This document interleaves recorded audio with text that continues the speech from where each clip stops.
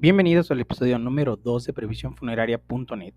Hoy nos encontramos con una de nuestras especialistas, la tanatóloga Sandra Lozano, que nos va a platicar un poco más acerca de las etapas del duelo. Vamos a entender específicamente qué es el duelo, cuáles son las etapas y cómo se clasifican, y cómo transitar de una etapa a otra y por supuesto algunas recomendaciones finales. Así que si te interesa este tema, no se diga más, vamos a empezar por definir qué es el duelo. Bueno, antes que nada me gustaría dar la definición de duelo. Y duelo viene etimológicamente de la palabra dolus, que significa dolor. Entonces, todo lo que me ocasiona un dolor emocional es estar en duelo. El tema del COVID, algo en el cual estamos todos inmersos, que estamos identificados con este tema, con esta situación a nivel mundial, ocasionó un duelo enorme. ¿Por qué?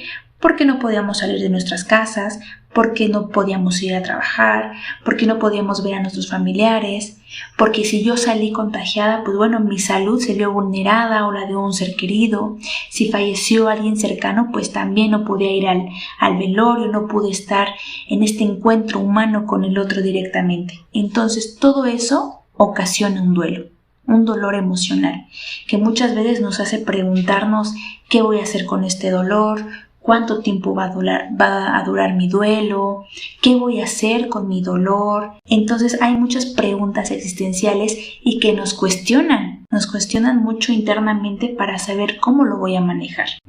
Recordemos que el verdadero dolor emocional no es de un día o de unas horas. El dolor emocional abarca meses, incluso años. Cuando alguien fallece, pues el dolor está presente y no está presente por unas horas. Está presente en mucho tiempo y justamente estar en duelo es un proceso que requiere tiempo para sanar, un proceso que requiere tiempo para poder aceptar lo que estoy viviendo. Y también el dolor se hace presente ante circunstancias que muchas veces no están bajo nuestro control, bajo nuestra decisión. La enfermedad, algún accidente, alguna situación que nos hace replantearnos nuestra existencia. No es tan fácil vivir en el dolor, no es tan fácil aceptar que estoy en duelo. Por eso es importante tener esta definición clara cuando decimos es que está en duelo, estoy en duelo. Bueno, ok, pero ¿qué significa estar en esa situación? Pues justamente eso, estar en dolor, en un dolor propio, un dolor que nadie va a entender, un dolor que solamente yo sé qué es lo que estoy sintiendo y que está en mis manos ser responsable de cómo lo voy a llevar a cabo, cómo lo voy a resignificar, cómo lo quiero vivir. Eso es vivir. ¿El duelo podría ser considerado una enfermedad? No está considerada como una enfermedad. El duelo, como bien lo decía hace un momento, es un proceso.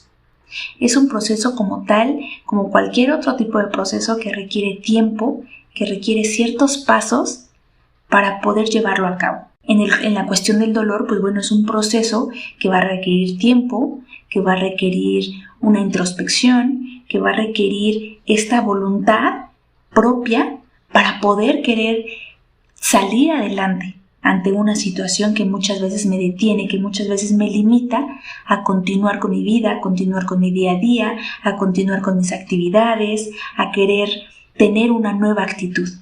Pero no es una enfermedad. ¿Se puede decir que estoy en duelo solamente cuando he perdido a un familiar o a un ser querido? No, y es una muy buena pregunta porque muchas personas creen o relacionan solamente la palabra duelo con el tema de la muerte y de la finitud. ¿Cuántas veces hemos escuchado o nos han dicho de que venimos al mundo a ser felices? Claro que sí. Somos merecedores de cosas buenas, de tener un trabajo bien remunerado, de tener una familia cariñosa, una pareja que nos ame, que nos proteja, claro que sí. Pero en esta parte de la vida también está la otra cara de la moneda, que es el dolor. También venimos a este mundo a sufrir, lamentablemente es así, y no solamente sufrimos cuando un ser querido fallece. El dolor está presente en diferentes circunstancias de nuestras vidas, en diferentes esferas, no solamente en la esfera familiar, sino en la social, en la laboral, en muchas situaciones. Por ejemplo, la separación, un divorcio, enfrentar mi propia enfermedad, que voy al veterinario y me comenta que tengo que dormir a mi mascota porque es lo mejor para mi mascota. Tomar esa decisión no es fácil. Tomo una decisión, pero esa decisión conlleva un dolor. Pero recordemos que todo duelo, todo dolor va encaminado hacia una responsabilidad. ¿Qué tanto voy a ser responsable de mi propio dolor? ¿Qué voy a hacer con él? Y saber identificar cuándo estoy en dolor. Bueno, terminé mi relación de 5 años. Me duele porque son recuerdos, son experiencias compartidas. Me duele porque a lo mejor teníamos ya un plan de vida. Ya habíamos estructurado cómo vivir. Claro que eso me duele. Entonces no solamente lo enfoquemos en la finitud, sino en las diferentes situaciones que se nos puedan llegar a presentar en nuestro día a día. ¿Cuánto puede durar un duelo? Un duelo normal dura de 1 a 2 años. Después de esos 2 años se convierte en un duelo desadaptativo. ¿Qué quiere decir esto? Que ya se hace presente una patología como una depresión, una anedonia, que es esta falta de motivación, esta falta de querer ir a trabajar, de bañarme, de comer, toda esa falta de energía que le quiera yo invertir a mi día a día, a mis actividades. También muchas personas dicen, ya llevo 1 año de duelo y sigo sintiendo tristeza, sigo sintiendo la ausencia, la añoranza, añoro a mi ser querido, añoro a mi pareja, ya no puedo estar así. ¿Cuántas veces nos limitamos y nos frustramos por este tiempo, por el tiempo que le estamos dedicando al dolor? Pero recordemos, y ya lo mencioné, el duelo requiere tiempo, es un proceso que requiere ciertos pasos, que no me puedo saltar todos, que tengo forzosamente que vivir uno. Y a lo mejor el vivir uno significa afrontarlo, vivirlo, abrazar mi dolor, hacerle frente. Claro que cuesta trabajo afrontar algo que me remueve todas estas fibras sensibles en mi interior, pero no tengo por qué ponerme un límite. Nada más voy a llorar 1 mes y prometo que el próximo ya no voy a llorar. Ok, perfecto, qué bueno que lo tengas así, que tengas esta voluntad de ponerte como ese límite para no dedicarle mucho tiempo al sufrimiento. Pero puede llegar a alguna situación, no sé, si pasas por alguna calle que te recuerda a esa persona, escuches una canción, veas un programa y te recuerde todo eso, que vuelves a caer en ese momento de dolor, cuando ya habías dicho que nada te iba a mover de eso. Entonces no hay que ponernos tanto ese límite. Hay que vivirlo con paciencia. Y también recomiendo mucho, si crees que este dolor te está rebasando, consúltalo con un especialista. El especialista te puede dar herramientas y junto con las tuyas, estas herramientas internas, puede salir algo favorable. Y ahí se puede delimitar el duelo. Se puede trabajar, abordar de una forma más positiva. ¿Quién las clasificó o cómo surgen las etapas del duelo? Bueno, estas etapas del duelo tenemos que estar agradecidos con la doctora Elizabeth Kubler-Ross. Ella fue la pionera de la tanatología. Así a breve rasgo, ella fue una psiquiatra de origen suizo que dedicó gran parte de su vida a trabajar con pacientes moribundos, a estar en el último momento de su vida con ellos. Y justamente al trabajar con ellos se dio cuenta que todos sus dolientes pasaban por ciertas situaciones muy similares. Y de ahí vienen las etapas del duelo que, más adelante las vamos a platicar cada una. ¿Cuáles son las etapas del duelo? Las etapas del duelo son 5. Negación, enojo, negociación, depresión y aceptación. Hay que recordar que estas etapas no son lineales. ¿Qué quiere decir? Que no van en orden y no necesariamente tengo que pasar por todas las etapas para poder vivir mi duelo. Un ejemplo, si están pasando por algún divorcio, algún fallecimiento de un ser querido, puedo sentir solamente enojo, depresión y aceptación. Ante un despido laboral, puedo sentir negación, depresión y aceptación. Entonces no siempre tienen que ir en orden y no tengo que pasar por cada una de ellas. También me gustaría comentar que no hace mucho se agregó una nueva etapa que es buscar significado. Esta etapa fue dada por David Kessler, un discípulo de la doctora Elizabeth Kubler-Ross, que se trata esta etapa que él menciona de resignificar el dolor, de darle un nuevo significado, de ver la otra cara de la moneda ante el dolor. También les recomiendo mucho el libro de Sobre la muerte y los moribundos, que fue uno de los primeros trabajos de la doctora, donde aborda estas etapas, que justamente al momento de trabajar con los pacientes moribundos, ella detectó estas fases, estos procesos por los cuales pasa un doliente. Es muy interesante, es un libro muy, muy bueno y lo recomiendo bastante. ¿Cuándo se hace presente la negación? Se hace presente ante una situación en la cual no tenemos control y nos desequilibra en todo nuestro ser, en toda nuestra emocionalidad. Por ejemplo, si estamos comiendo en familia, de repente recibimos una llamada. ¿Usted es familiar de fulanito de tal? Sí, es mi hermano. Tenemos que comentarle que su hermano sufrió un accidente y lamentablemente falleció. En ese momento entramos en un estado de shock, en un estado de aturdimiento, que nuestra primera reacción es decir, no es cierto, no es él. Acabo de hablar con él, sé que iba a ver a su novia y no es él, porque yo apenas hablé con él. Él estaba bien, no puede ser cierto, se están equivocando de persona. O cuando a un familiar le detectan una enfermedad y le comentan, usted tiene una enfermedad crónica degenerativa. No es cierto. No, a lo mejor se equivocaron los doctores, a lo mejor dieron un mal diagnóstico, quiero volver a hacerme los estudios, pero esto no es verdad. Obviamente la negación es como un escudo protector donde no queremos ver la situación, donde en el momento no podemos aceptar lo que estamos viviendo, lo que estamos escuchando, lo que nos están diciendo. No es fácil aceptar una situación en la cual nos remueve todo, nos cambia toda nuestra perspectiva de vida. No es fácil. Y es una etapa en la cual ves todo oscuro, no hay claridad. Y no es fácil. No es fácil luego salir de la negación, porque no lo quiero aceptar.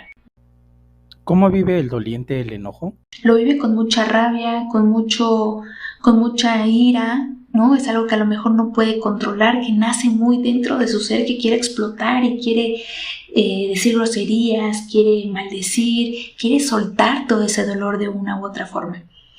Me gustaría comentarles una situación que viví hace un tiempo. Hace unos meses mi mamá estaba internada en el área de urgencias y en el otro cuarto había una chica que estaba cuidando a su mamá. Yo creo que ella era la cuidadora primaria. La mamá estaba muy delicada y la chica salió, pues yo creo que a comer, ¿no? Ya saben que luego estar en el hospital pues es difícil atender alguna llamada o está la necesidad de comer porque estamos mucho tiempo ahí cuidando a nuestro familiar. Pero bueno, total que la chica salió y me acuerdo muy bien que escuché que dijo, por favor, si mi mamá necesita algo, si algo pasa, comuníquenmelo, voy a salir rápido, no me voy a tardar. La verdad es que la chica no se tardó y al momento que regresa le comentan los doctores, sabe que su mamá acaba de fallecer. La reacción inmediata de esta persona fue el enojo. ¿Por qué no me avisaron? Yo les dije que se comunicaran conmigo, yo les dejé el teléfono. Bueno, se enojó con los doctores, se enojó con las enfermeras, porque decía no me pude despedir de mi mamá. Y había este enojo consigo misma de decir, ¿por qué me salí? ¿Por qué tuve que salirme en este preciso momento cuando sabía que mi mamá a lo mejor estaba muy mal y a lo mejor iba a fallecer? Ese es el enojo. Esta impotencia de no tener ese control ante la situación. Y el enojo va dirigido hacia los doctores, hacia las enfermeras, hacia los familiares, con uno mismo. Ay, ¿por qué hice omisión de mi salud? ¿Por qué no hice algo antes? Ahora por mi omisión, pues bueno, ya estoy enfermo, estoy con tratamientos, estoy mal. Y está este enojo también con Dios. Porque, bueno, en esta parte de la fe, ¿no? De la religiosidad, si eres creyente en algo o en alguien, está este enojo hacia este ser supremo, que hay que saber identificarlo, pero también es normal poder sentirlo y vivirlo. Así se hace presente el enojo. ¿Cómo se hace presente la negociación ante un proceso de duelo? Se hace presente cuando queremos dar algo a cambio para que esto no esté pasando. Es como un trueque, ¿no? Te doy esto, pero si yo recibo tal cosa. Un ejemplo muy claro que vivimos aquí en la Ciudad de México, las famosas mandas, ¿no? Hemos escuchado, es que voy a hacer una manda. Cuando van a, no sé, a la villita, arrodillados, van arrodillados, hacen este sacrificio físico, ¿no? De lastimarse, porque yo he llegado a ver que las personas incluso se ponen como una protección en las rodillas porque se les puede llegar a romper el pantalón y llegan a sangrar las rodillas, ¿no? Entonces es un sacrificio que haces para obtener algo. A lo mejor haces esta manda para que Dios, si eres creyente, le dé la pronta recuperación a tu ser querido, para que te quite una enfermedad, para que te den trabajo, por muchas situaciones en las cuales pasamos las personas. Entonces negociamos también con los doctores. Doctor, le prometo que me voy a tomar las pastillas, pero si me asegura que esto va a quitarme mis dolores y esto va a quitar mi enfermedad. Y es parte de, porque lo que queremos es evitar el dolor. No queremos sufrir. Díganme, ¿quién quiere sufrir? Nadie. Y por eso hacemos hasta lo imposible para que ni los míos ni yo entremos en un duelo, en un dolor. Agotamos todas las posibilidades. Las personas que tienen esta capacidad económica, pues bueno, viajan, ¿no?, a Europa, a otros países para recibir tratamientos costosos que aseguran, ¿no?, el quitarte un cáncer, el mejorarte, pero aún así luego no se consigue. Pero optamos todas las posibilidades para que yo mejore, para que no sufran mis seres queridos. Eso es la negociación. En el proceso de duelo, ¿cómo sé que me encuentro en depresión? Antes que nada hay que recordar que la depresión es una patología y todas las patologías deberían ser canalizadas con un psiquiatra. Un psiquiatra también trabaja de la mano con un psicólogo o un tanatólogo, depende de la situación del paciente. Pero bueno, durante un proceso de duelo es normal que el doliente sienta un vacío, que sienta añoranza, tristeza, que haya mucho llanto, es totalmente normal. Pero si esa situación pasa de unos 5 meses, puede que esté entrando en una depresión y muchas veces el doliente no se da cuenta de eso. Son los familiares los que notan estos cambios de actitud, los cambios de emocionalidad que pueda llegar a tener su familiar. Son ellos los que regularmente piden apoyo a estos especialistas, porque el doliente está muy ensimismado en su dolor, está muy ensimismado en su tristeza y cree que es normal, que es su proceso, sí, pero también en ese proceso hay que ver estos tiempos. ¿Cuánto tiempo llevo llorando? ¿Cuánto tiempo tengo sin bañarme, sin ir al trabajo, sin tener actitud? Puede ser un foco rojo de decir, estoy cayendo en depresión o ya entré en una depresión. Pero muchas veces luego son los familiares los que se dan cuenta y ya piden ayuda a otras instancias. ¿Cómo puedo identificar que ya he llegado a la etapa de la aceptación? Bueno, yo creo que es una de las etapas a las cuales todo doliente aspira, el de la aceptación, ¿no? El saber entender o el entender lo que pasó, entender lo que viví, entender lo que afronté, lo que tuve que afrontar a la mala, ¿no? Es difícil, es un poquito difícil llegar a la aceptación, más cuando hay mucho dolor de por medio. Pero de que se puede llegar, yo siempre les digo a mis usuarios, tarde o temprano llegas a la aceptación, con tus baches, con tus trabas, con tus caídas, pero llegas a la aceptación. Y para eso se requiere mucha voluntad y mucha actitud para poder afrontar lo que estoy viviendo. Con la libertad, como habla la logoterapia, ¿no? Libertad y responsabilidad. Tengo toda la libertad de vivir mi duelo el tiempo que yo quiera, sí, pero con responsabilidad. Si yo vivo mi duelo 2 años, ok, ¿qué tan responsable he sido de mi dolor? ¿Qué tanto ha afectado a otros? ¿Qué tanto me ha afectado a mí en mis relaciones interpersonales, en mi relación intrapersonal? Y como dice una tanatóloga, llegar a la aceptación es acomodar aquello que ya no tengo, aquello que ya no está en mi corazón, sin tanto dolor. Que pueda yo hablar sin que se me entrecorte la voz, sin que se me pongan los ojos llorosos, sin que me vengan las lágrimas. Eso es la aceptación. Obviamente siempre va a quedar una cicatriz en tu corazón, ¿no? Un dolor, algo que te deja marcado, Así es el duelo significativo, algo que fue relevante, algo que fue importante, siempre va a quedar en ti, siempre te va a acompañar, pero ya no va a ser con tanto dolor. Así debería ser el proceso de duelo. Y siempre le digo a mis usuarios, sí se puede llegar a esa etapa. Sí llegas a la aceptación. Con un trabajo personal, sí, con mucho esfuerzo, con tropiezos, con baches, con muchos obstáculos en tu camino, pero sí llegas a esa etapa.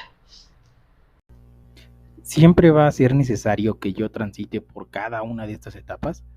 Bueno, como mencioné en una de las preguntas, y retomo, no es un proceso lineal, no es necesario pasar por cada una de ellas. Como dije, va a depender mucho de la situación y de la persona, de esa resiliencia, de esa capacidad de poder afrontar esta situación y cómo la quiero vivir.